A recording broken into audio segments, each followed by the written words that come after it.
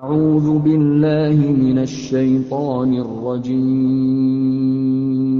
بسم الله الرحمن الرحيم Bismillahirrahmanirrahim. Assalamualaikum warahmatullahi wabarakatuh.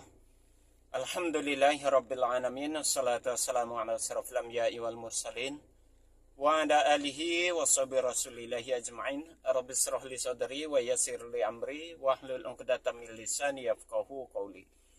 Alhamdulillah, puji syukur kita ucapkan kehadirat Allah Subhanahu wa taala yang sampai hari ini Allah masih memberikan kesehatan kepada kita semua. Salawat dan salam kepada Nabi Allah Muhammad sallallahu alaihi wasallam. Allahumma shalli ala Muhammad wa ala ali Muhammad. Uswatun hasanah buat kita semua, contoh suri tauladan hidup untuk seluruh umat manusia. Saudara sekalian, pada kesempatan kali ini kita akan coba memberikan satu sikap dan tanggapan terhadap hasil keputusan MK ya. Kita abaikan terlebih dahulu sedikit tentang perbandingan agama ya, karena memang beberapa hari yang lalu, tepatnya pada tanggal 22 hari Senin 22 April kemarin, MK telah mengumumkan hasil keputusan sidang ataupun ya sidang sengketa hasil Pilpres 2024. Sebagaimana yang kita sudah lihat bersama dan saksikan bersama, saudara juga saya yakin sudah pada mengetahui ya, bahwasanya MK menolak permohonan paslon 01 dan paslon 03. Itu artinya MK telah memutuskan bahwasanya Prabowo Gibran adalah pemimpin negara ini untuk 5 tahun ke depan, begitu ya. Menyikapi apa yang disampaikan oleh MK, pertama saya ucapkan terlebih dahulu selamat kepada Pak Prabowo dan Gibran yang sudah sudah ditetapkan berdasarkan hasil perhitungan KPU yang kemudian juga diakui oleh MK. Mereka resmi menjadi pemimpin negara ini untuk 5 tahun ke depan. Meski pemimpin yang diakui itu cacat hukum. Saya katakan cacat hukum karena dalam hasil keputusan sidang MK kemarin ada 3 hakim yang menolak daripada kesepakatan atau keputusan tersebut. 3 hakim tersebut ada Saldi Isra, ada juga Arif Hidayat, dan Eni Nurbaningsih.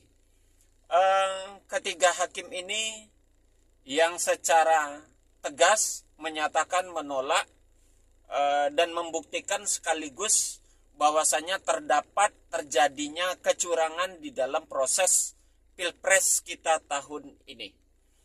Dan ini artinya bahwasanya keputusan hasil dari pemilu tahun ini yang memutuskan bahwasanya Prabowo Subianto dan Gibran sebagai presiden dan wakil presiden itu cacat keputusannya.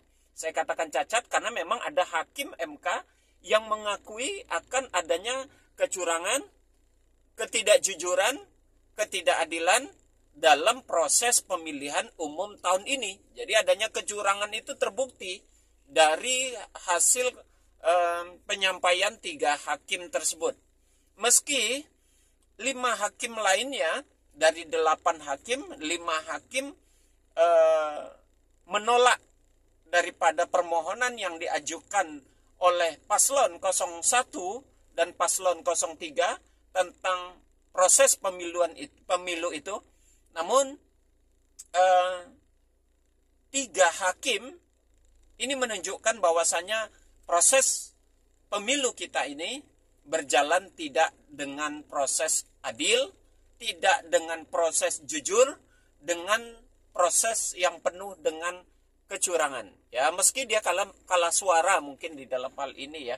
Namun terlepas dari kalah suara itu, yang jelas terjadi proses-proses yang tidak baik di dalam perjalanan proses pemilihan umum kita tahun ini.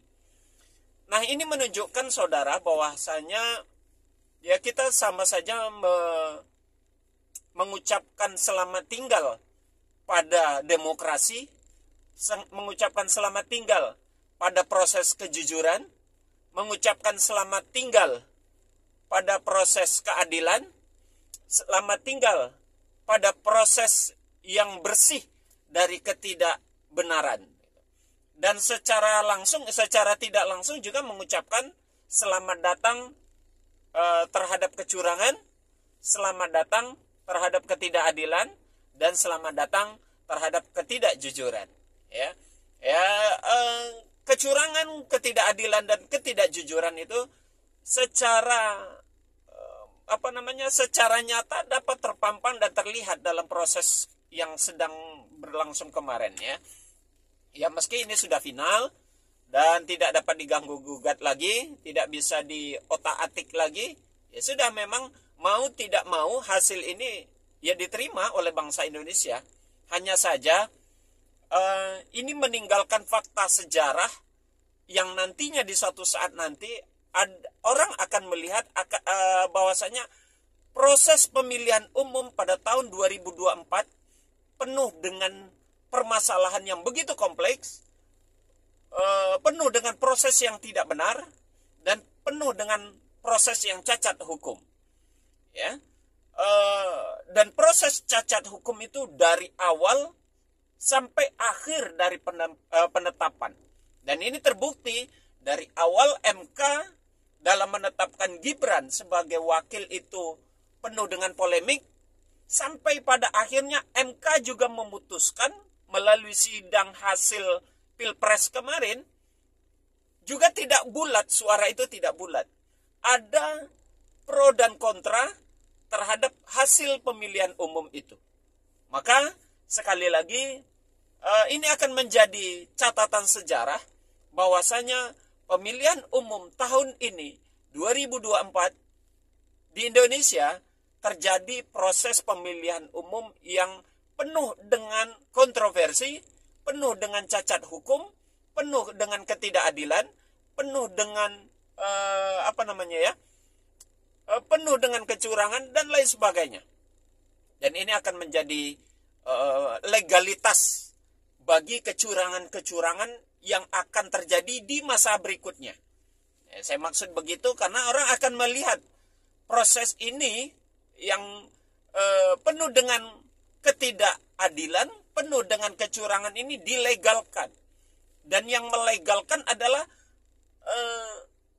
salah satu lembaga tertinggi di negara ini, ya, proses peradilan hukum tertinggi di negara ini, yakni MK, memberikan satu pernyataan atau satu sikap menolak ajuan ataupun permohonan dari 01 dan 03, itu sama saja memberikan legalitas terhadap proses kecurangan yang sudah terjadi dalam proses pemilu tahun ini.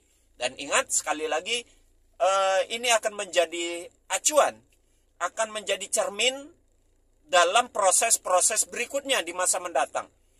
Dan saya yakin di masa mendatang, karena kenyataan seperti ini, akan semakin banyak orang yang ya mungkin golput, yang ya untuk apalagi pemilihan umum, toh pada akhirnya kecurangan terjadi itu dilegalkan, disahkan. Jadi istilah jurdil itu sudah tidak berlaku lagi. Dan itu terbukti. Meski yang membuktikan itu hanya sebagian kecil dari hakim MK itu, hanya 3 orang. Dari 8 orang, hanya 3 orang hakim MK yang membuktikan bahwasanya terjadi ketidakadilan, terjadi ketidakjujuran, dan terjadi kecurangan. Semoga ini bisa menjadi pelajaran buat kita semua untuk proses-proses demokrasi di masa mendatang. Demikian kita tutup dengan kafaratul majelis. Subhanakallahumma wa bihamdik asyhadu an la ilaha illa anta astaghfiruka wa atubu ilaik. Assalamualaikum warahmatullahi wabarakatuh. Sabilud dumu'i sabilun murih tanahada ya sahi kay tastarih wa